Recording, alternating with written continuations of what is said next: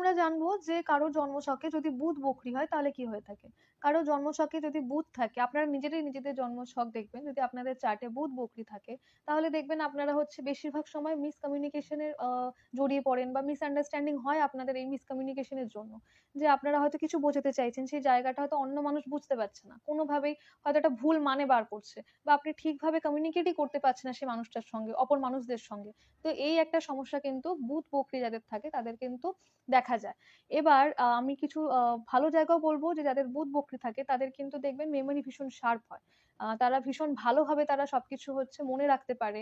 খুব তীক্ষ্ণ তাদের হচ্ছে মানে অবজারভেশন ক্ষমতা যাকে বলতে পারি। তো বুধ বকরি হলে এই জায়গাটাও কিন্তু আপনাদের মধ্যে থাকবে, কিন্তু একটা সার্টেন এজের পরে আপনাদের ছোট ছোট জিনিস ভুলে যাওয়ার টেন্ডেন্সি খুব বেড়ে যাবে। আমরা সবাই কিছু না কিছু হয়তো ভুলে যাই, কিন্তু যাদের বুধ বকরি তারা কিন্তু একটু বেশি ভুলে যাবে একটা এজের পরে। যেমন ধরা যাক 35 থেকে 40-এর মধ্যে, তো ওই এজের পরে হচ্ছে আপনারা দেখবেন অনেক কিছু ভুলতে শুরু করেছেন।